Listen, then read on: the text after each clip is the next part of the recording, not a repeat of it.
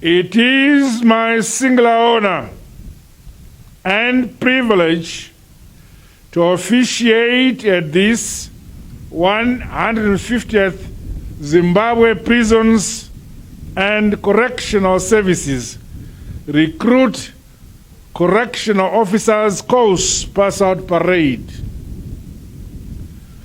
I congratulate the 150th Zimbabwe Prisons and Correctional Service graduating class for the successful completion of your training course.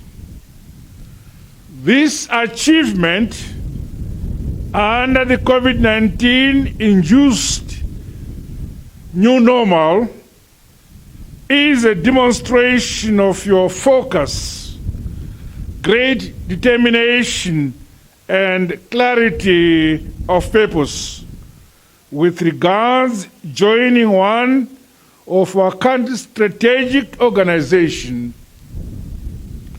Well done. Congratulations, Makorokoto and Mhlope.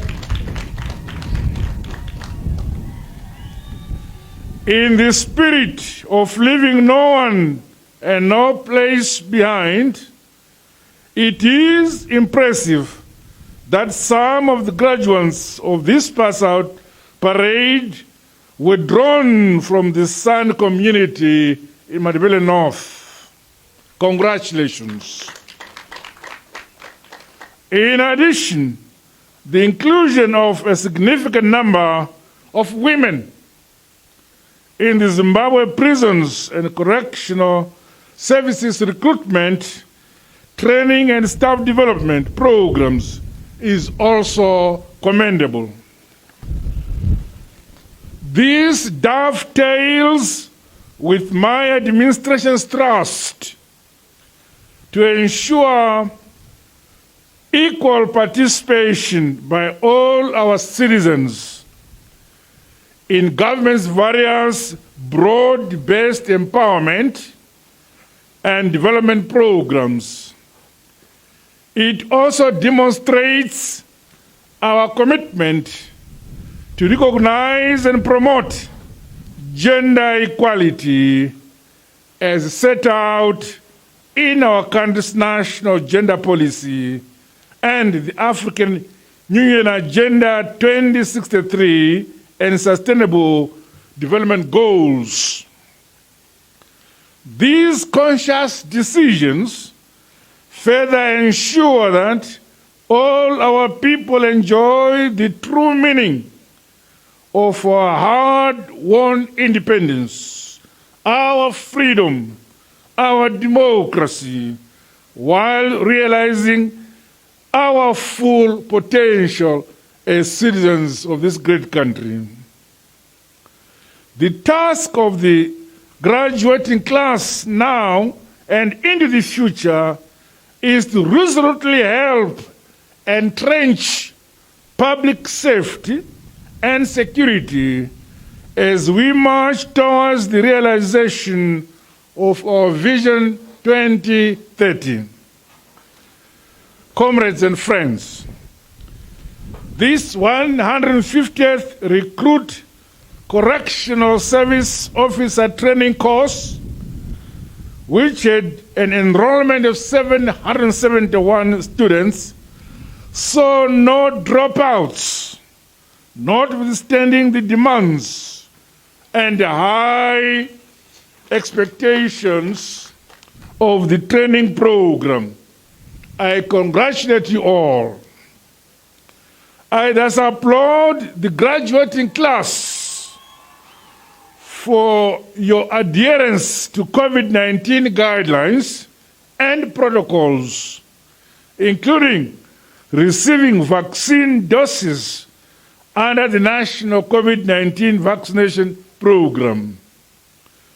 Meanwhile, I want to commend the various stakeholders and experts who contributed towards the delivery of a comprehensive training course.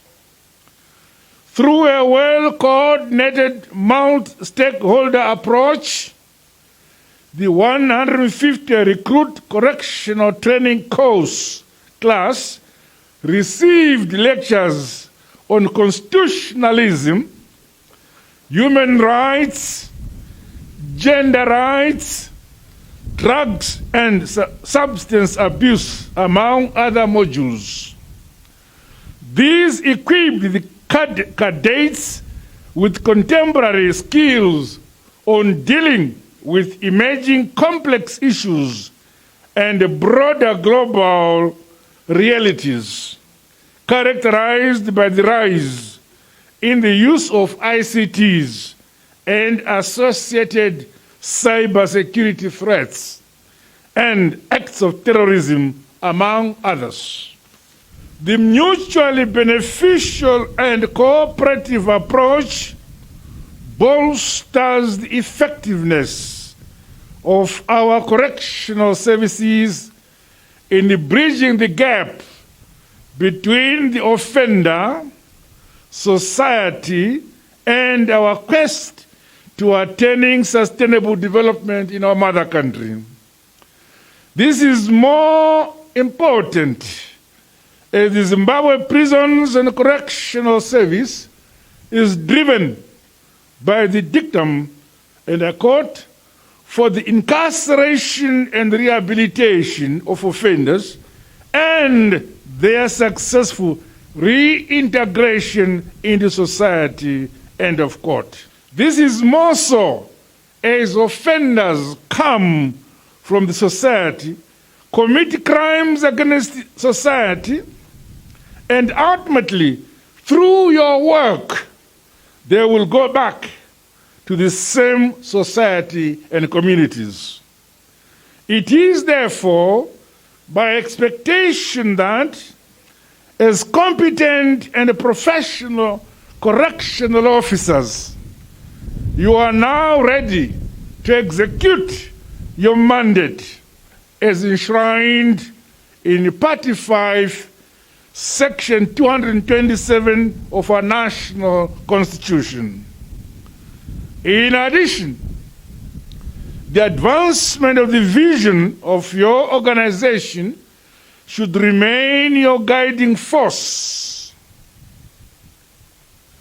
as you serve our beloved motherland. This must include ensuring that the correctional services lead to the successful reintegration of inmates into society, as well as inculcating a developmental, productive, and forward-thinking mindsets among the inmates. Under your care, inmates must thus develop growth and innovative mindsets for them to neatly fit in the fast-changing social, business, and economic environment of our country. Ladies and gentlemen, prisons and correctional management systems the world over are evolving in response to the emerging realities. In our case in Zimbabwe, the focus has changed to the correctional aspect as opposed to the punitive and retributive approach which was colonial, synonymous with the colonial era we kicked out from our country. Hence, Cabinet's approval of the principles of the Prisons and Correctional Service Bill of 2022 is one major milestone as we scale up modernization and reforming of our prison operation and management systems. In addition, the opening of the female open prison in Marondera bears testimony to my administration's commitment towards reducing the challenges associated with overcrowding and improving the living conditions within prison institutions. It is also imperative that a culture of production and productivity, hard, honest work, while swiftly detecting and eliminating criminal behavior in communities, be inculcated across all levels. This must also be augmented by the use of our heritage-based dispute and conflict resolution mechanisms. Meanwhile, I am aware that work is in progress with regards to the adoption and implementation of the smart prison concept. The institution is challenged to accelerate the adoption of modern technological systems and applications so as to keep abreast of the ongoing digital revolution while improving prisons' administration efficiencies. The future of the world is digital. We cannot remain behind. Comrades and friends, my administration remains committed to accelerating infrastructure development across many of our prisons and correctional facilities, while also improving the general conditions and welfare of staff in the Zimbabwe prisons and correctional services. To date, a number of achievements have been realized towards the provision of transport and institutional accommodation for the Zimbabwe prisons and correctional service. I, however, exhort the Ministry of Justice and Parliamentary Affairs to prioritize the construction and completion of outstanding staff accommodation. Our prisons and correctional service officers and their families deserve access to institutional accommodation, thus in a way contributing to improved standard of living of these families.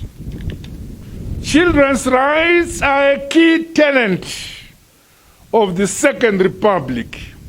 Therefore, the construction and renovation of schools and health centers within and around the prison communities must be attended to with greater urgency. On the agriculture front and other income-generating projects, I urge the Zimbabwe Prisons and Correctional Service to fully utilize its prison farms. We have several farms. You ask for mechanization and we guarantee you, we give you the tractors and the equipment. We have water bodies and an array of agriculture equipment in order to produce enough and also achieve self-sustainability within your own institution. Given the support and level of capacitation which my government has rendered to you, I expect improved production. I expect productivity and also profitability, and subsequently improved service delivery. Distinguished guests, ladies and gentlemen, I want to challenge you, the 150 recruit correctional service officers, course graduates today, to live up to the task at hand of ensuring that security and peace prevail in the country. Be loyal, be patriotic, Be disciplined, be professional, and dutifully uphold the precepts of your organization's mandate. It is your duty and responsibility to always defend our independence, defend our sovereignty, defend our territorial integrity, defend our country, our image, respect of our parents and our national interests. Your conduct in every situation must never demean the security ecosystem.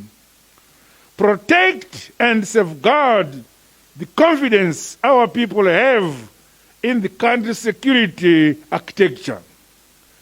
Refuse temptation and reject, I repeat, reject corruption.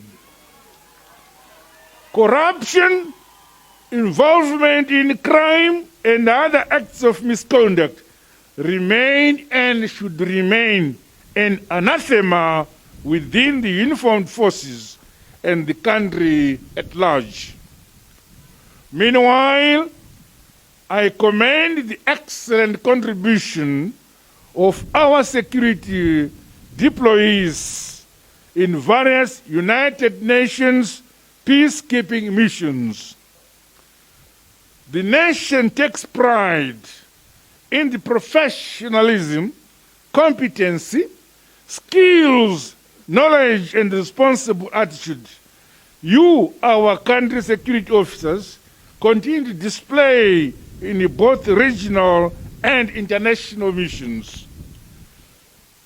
Do not spoil this record.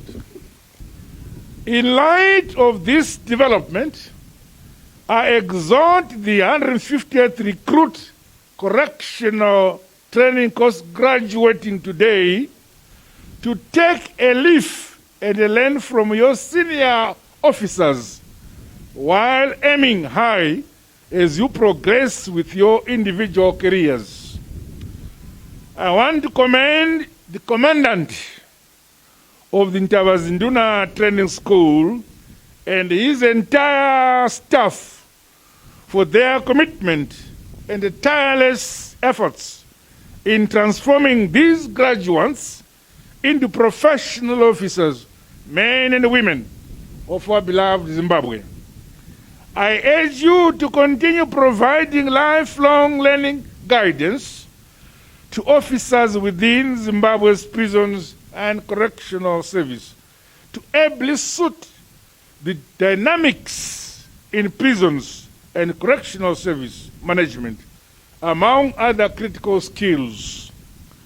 In conclusion, I once again applaud the 150th Recruit Correctional Service Officers Course graduating class for taking a bold and conscious decision to be servants of our nation. You must therefore deliver your duty with pride and with honor and with distinction. Serve your nation, serve your people wholeheartedly. I also express my gratitude to the families, to your parents, and your guardians of the 150 Recruit Correctional Service Officers Course graduating class today for their prayers. They were praying for you. They gave you guidance and their moral support, which they gave you. You sons and daughters of the great country of Zimbabwe, we must respect and we must love our motherland, Zimbabwe.